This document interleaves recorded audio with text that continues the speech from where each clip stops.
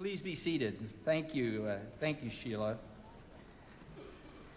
And thanks to Linda and Tom. It was great.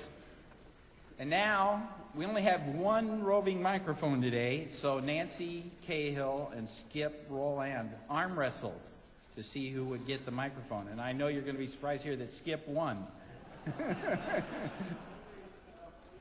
Okay, thank you. How's everybody doing today? Wonderful. I do have a very quick announcement. The Rotary Business Mentors will meet briefly immediately after the event in the lobby. We have several distinguished guests. Mr. President, first of all, Mr. Ewan McPhee. Mr. McPhee, where are you, sir? Oh, good. I came too far. Mr. McPhee is the Senior Managing Director of Diligence and Intelligence and Risk Management firm. He's soon to be a Rotarian. Would you say a few words to Seattle 4, sir? Thank you. It's a great pleasure to be here. Also, especially grateful to Bill for inviting me today. I met him for the first time yesterday, and he made me feel extremely welcome. And I look forward to meeting more of you as the weeks go by. Thank you very much. Thank you, sir, and welcome. How about a hand for our most distinguished future Rotarian, who has a very exciting career, who has had a very exciting career in Great Britain, where he worked for a very interesting agency, which I'm hoping at some time he will share with us information about.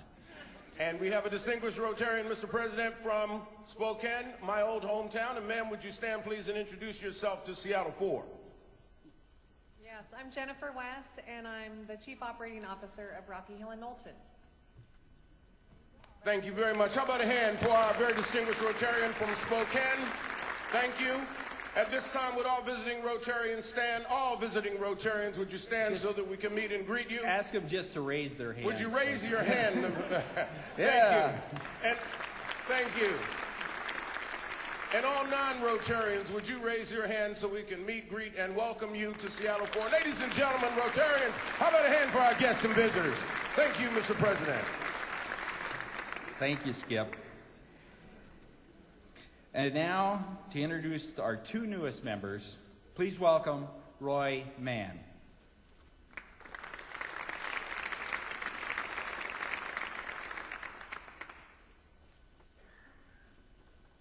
President Bill, I'm pleased to introduce two new members, Gail Johnson and Tony Flock, today to our Rotary Club.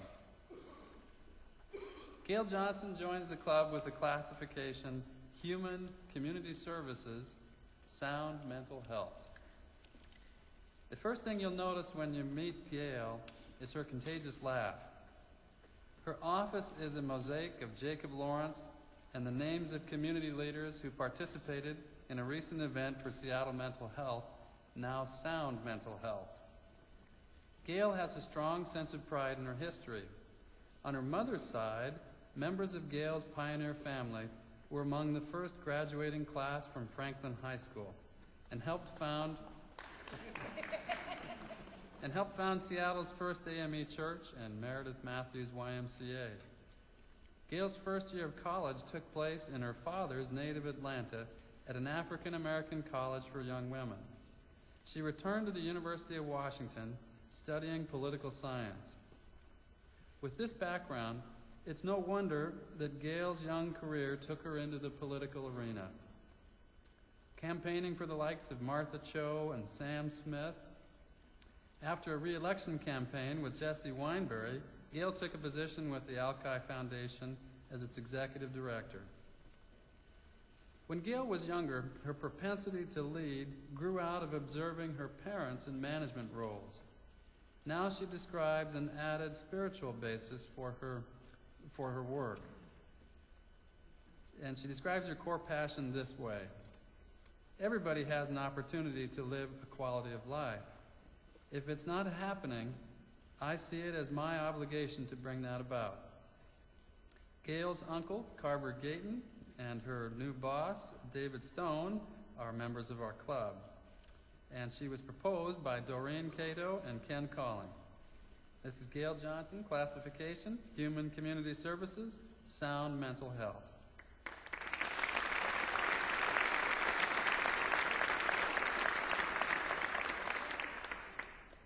Tony Flock joins our club today with the classification Securities Brokerage Financial Advisor. Somehow listening to Tony's story conjures the expression, get your house in order. Tony traveled around the world for 7 months after graduating from the University of Washington, beginning with New Zealand. In Malaysia, Tony discovered a passion for negotiating in the marketplace. Back in the United States, Tony satisfied his newfound taste for negotiating by getting a job as an agent in apartment real estate.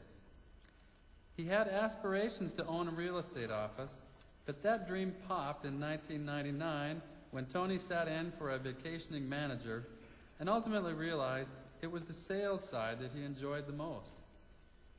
But the sales side and the convention of being on call 24/7 soon ran headlong into the demands of family life when Tony and his wife Bonnie decided to add a 4th generation to the Seattle area Flock family. Tony describes a 4-year adjustment that culminated in joining his father and brother at Merrill Lynch, where Tony now advises the so-called snowbirds that make their winter homes from Canada to Mexico.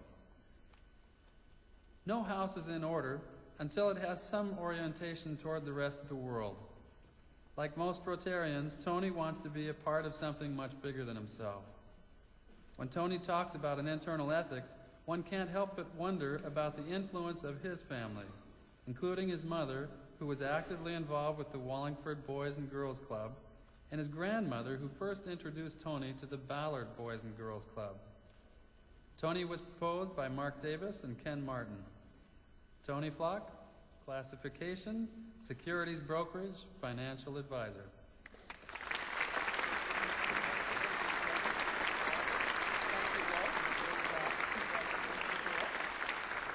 Thank you, Roy. Congratulations. We've got, let me see, I have one Rotary pin here. Is there another one? Oh, here it is. Well, welcome to the Rotary Club of Seattle, Gail and Tony. We're honored to have you as members. What committees are you going to be joining? I was told by Patrick that I have to be at Rotary Boys and Girls Club. Okay. She said she was told by Patrick Carter that she has to be a member of the Rotary Boys and Girls Club committee. That's leadership. Has anyone instructed you on what committee you're going to be on yet, Tony? No, but I also chose Boys and Girls. Okay, he's also in Boys and Girls Club. Thank you. Welcome. Well, now we have a few minutes for club time.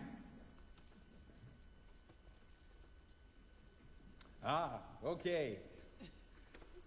I've just been handed a note by my vice president for membership. This is a good thing. Well, there's only 3 meetings left with me as president. That's probably a good thing, too. But it's not too soon to start thinking about thanking people. And first, I'd like to thank a group of unsung heroes who work hard to sustain the membership of our club. The Classification Committee, and this year's superb committee chair, Len Yerkes. Len, come on up here and say a few words about the work of your committee this year.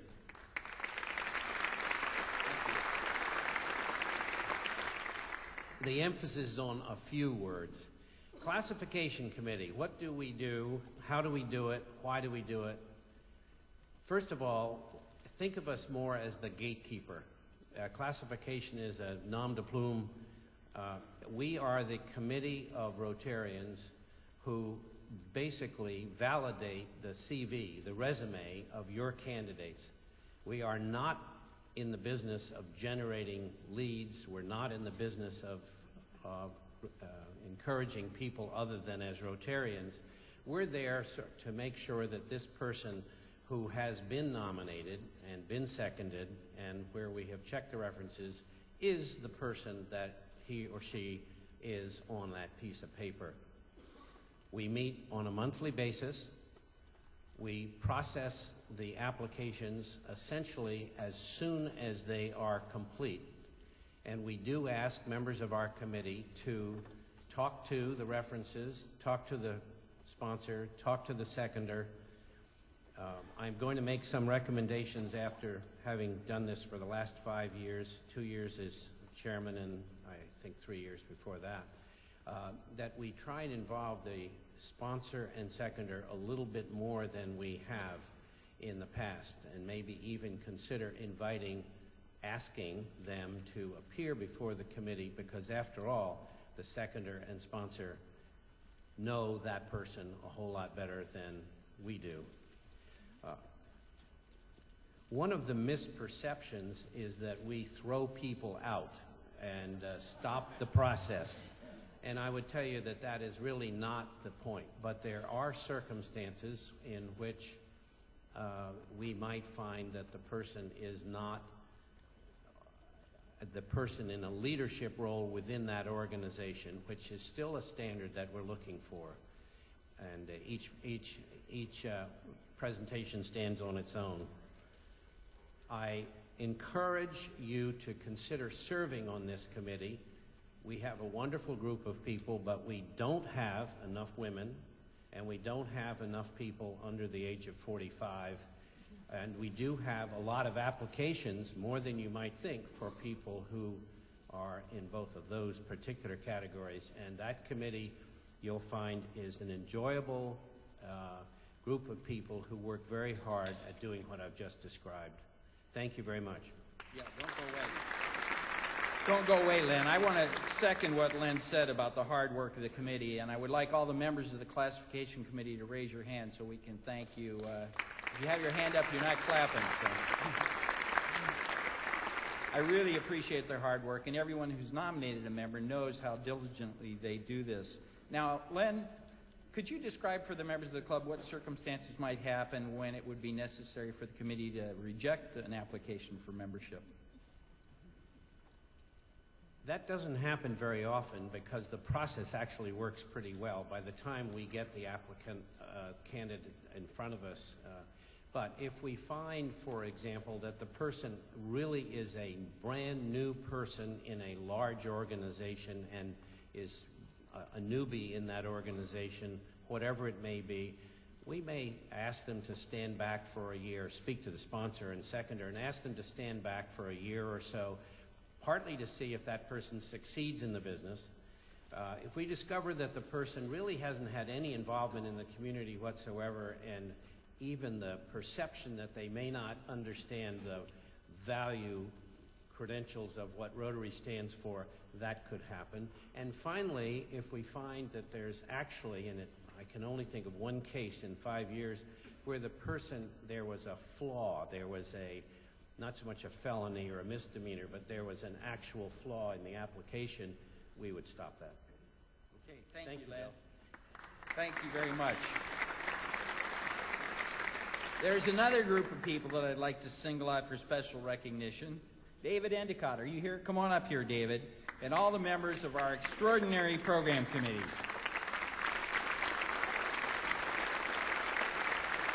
Now, this is totally unscripted.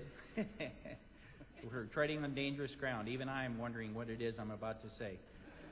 The thing that's interesting as president, I get a lot of credit for the great programs like Bill Ruckelshaus here, like Bob Watt last week. And the fact of the matter is that David and the members of the program committee do all the work. They've put it together. And I can't think of more than 2 or 3 times a year we've even had a serious conversation about specific programs and content. And so if you like the programs we had this year, would you please applaud this gentleman and his committee?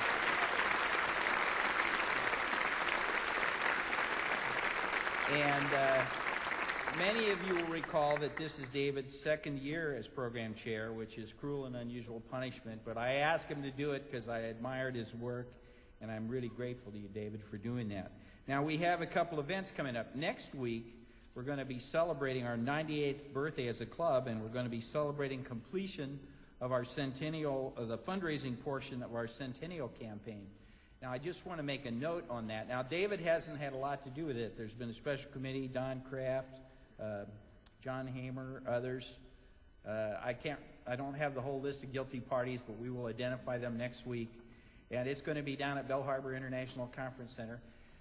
I want to make one footnote here, and that is that this program next week was entirely funded by sponsors. And to become a sponsor for these, you had to be a major contributor to the Centennial Campaign. So the money we raise for the campaign is not going to pay for our celebration. And this is the first of what I hope will be a series of celebrations leading up to our centennial. Should be a really fun program, and I'm looking forward to it. Now, David's nickname, he calls me Admirable Bill. I can't even say that. Admirable Bill. Admirable Bill. I call him Tuba Dave. Many of you may not know, in his checkered past, he was a member of the Madison Scouts, world-famous drum and bugle corps, and he plays the contrabass tuba, contrabass bugle, which is essentially a tuba. And so that was part of the genesis of Rotary Family Day, which is going to be on the 27th of June. Would you tell us about Family Day? Sure, Bill. It's a very exciting thing that started with a conversation that Bill and I had right after he was named president-elect. And I talked with him, and I said, how would you like your last program to be? And he says, well, let's have some fun. And so the whole idea... We had any all year. The whole idea of Rotary Family Day is for all of us to get together and have fun with our families, our spouses, our children, grandchildren. You can even bring kids from Seattle Public Schools or your school district, wherever you live, if you like. It's an on-field event at Memorial Stadium at the Seattle Center on June 27th, and will feature strictly entertainment. There's going to be minimalist program, very, very little talking, and it'll all be on-field entertainment by the Seattle All-U City Marching Band, the Seattle Cascades Drum and Bugle Corps, which is a nationally competitive, wonderful young group of young people that travel all over the United States and represent Seattle. The Northwest Navy Region Band, Marching Band will be there, jazz saxophonist Marion Meadows, and an organization called Seattle Brass Attack that has one member that you may recognize if you look real closely. So it'll be a wonderful day of entertainment purely, and it'll be bookended on either side. It's our regular Rotary lunchtime, and it's for the entire district, so all 56 clubs will be there. But before and after, we have activities planned for you and your families at the Seattle Center. So we hope that you come and enjoy us for a day of real fun entertainment. Great. Well, you forgot to mention also Seahawks Blue Thunder will be there. So it's an incredible thing, and you'll understand why we're doing it at Memorial Stadium when you see it. We're going to have tours of KCTS and some other discounts at Seattle Center attractions. Great opportunity to bring your family, your neighbors, your friends down to Seattle Center. People are often asking me if I miss being in the Navy. And when I'm really honest with them, I tell them, well, I do miss the band. Any job where you have your own band, now that's a great job. Well, you know, there's one other connection that's kind of interesting. Every so often we'll have a program like we did last week that runs off the tracks at the last second. You know, last week Governor Gregoire was supposed to be here, and David is the one who has to go and ask guys like Bob Watt to step up and fill the gap. And our short segment went south this week, and David was at a meeting of the Tashkent Seattle Sister City Association. And you want to tell us about how you met this young lady? Sure. Dilbar is a member of the Seattle Tashkent Sister City Association, a board member. She is originally from Tashkent, Uzbekistan, has been here in Seattle for several years. And we had a meeting of a group of people that have been involved for the life of the organization here about planning for the 35th anniversary, which is next year. And I happen to sit next to Dilbar, and we just had the most wonderful conversation. And she just said the most lovely things to me that I wanted to say, ask her to pass on to you as well. So it is a real unusual opportunity. Well, thank you, David. Thanks, Bill. Thanks, Dave, for your leadership. And I asked Dave to share that story because it's typical of the kind of inspirational leadership that he's brought to the job as program chair. As I don't even want to ask how this Norwegian guy got into the Tashkent Seattle Sister City Association. That's probably a really good story, too. But this lovely young lady is a PhD candidate at the University of Washington. She is from Tashkent, Uzbekistan. She's fluent in Uzbek, Russian, Turkish, and English. She has advanced familiarity with Kazakh and Kyrgyz. She claims to have only basic familiarity with German and Persian. Anyway, she's going to spend a few brief moments today talking with us about living as a woman in the Muslim world. Please join me in a warm welcome for Ms. Dilbar Akhmediyeva.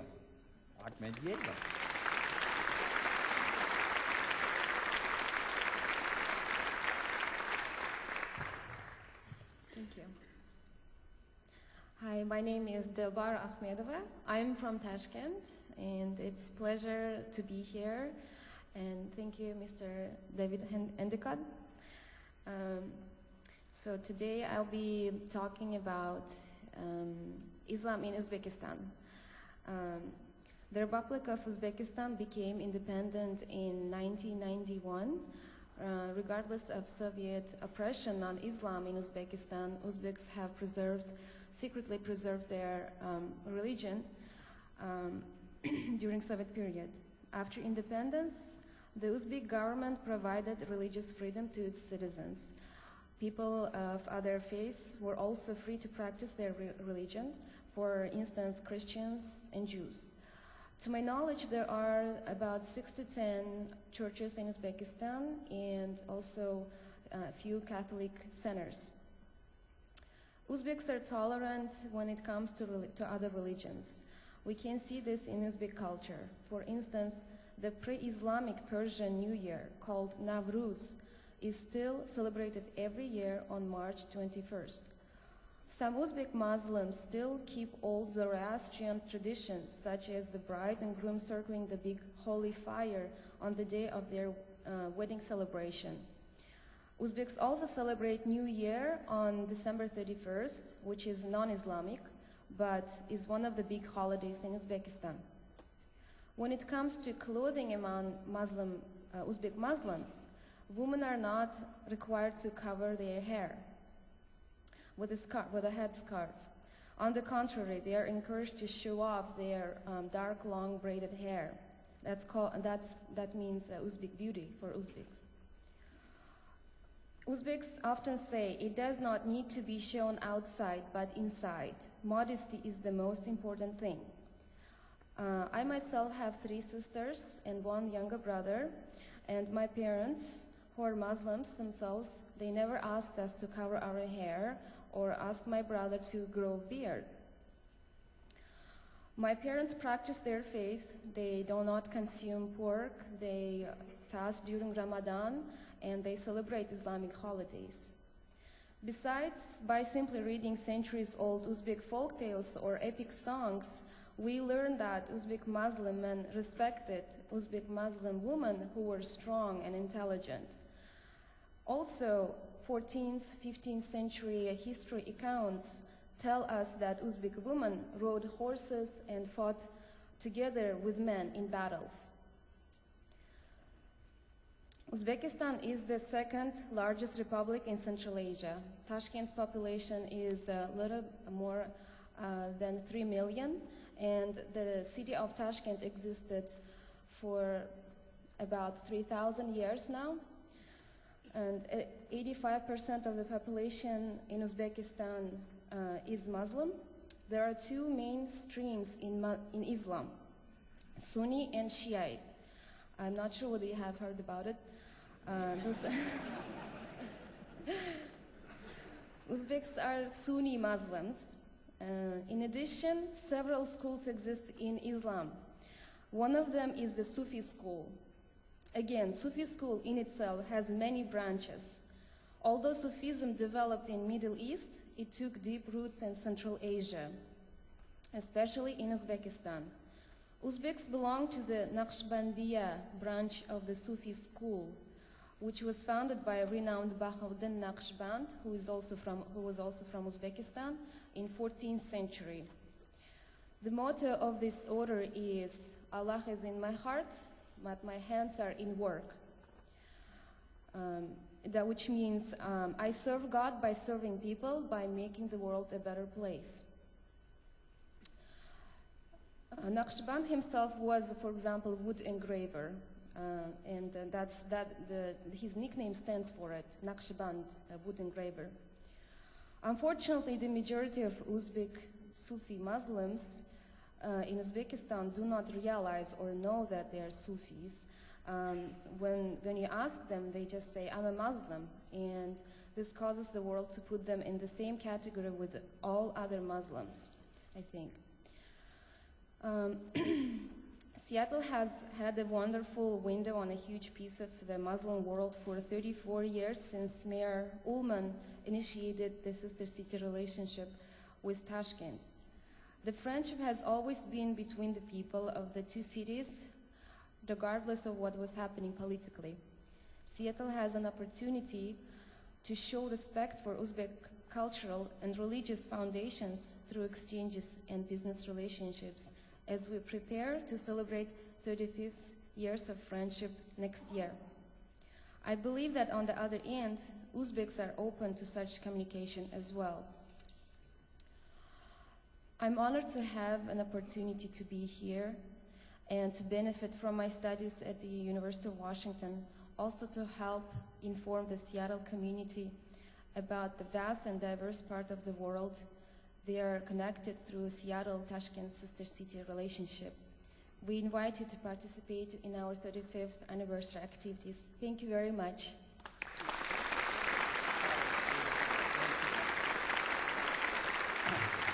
Thank you, Ms. Agnietova. And thank you for your leadership and for what you're doing to help promote the cause of peace in our world. And now would you please welcome with today's important announcements our Vice President for Membership, Kim Moore.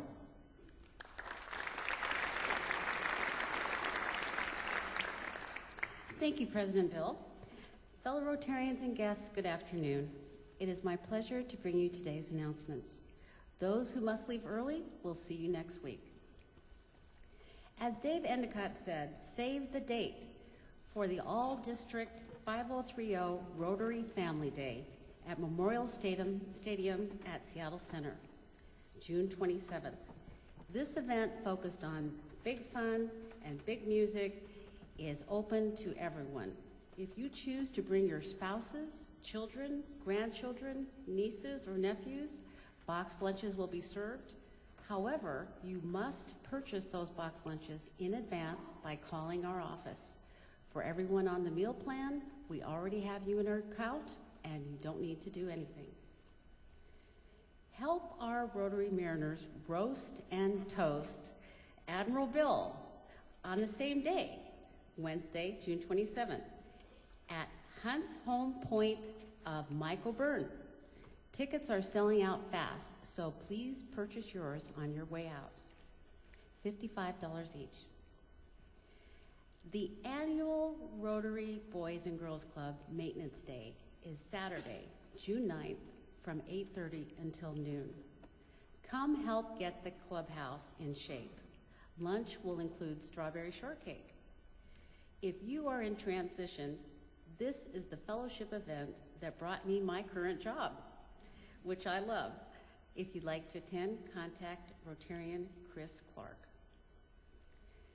Please note that the time and place has changed for the upcoming Arts Committee meeting. When?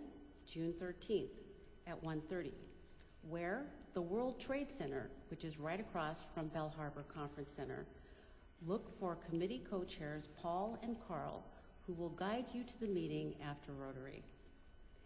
And finally, if you have not reserved your place for next week's Pinkham and Skeel event, pull out that gold-covered invitation and call the club office to RSVP.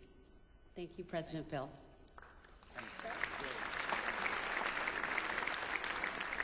The Pinkham and Skeel event is going to be in the Cottonwood Lounge, the cozy Cottonwood Lounge in the new WAMU Center. I think it's something you won't want to miss.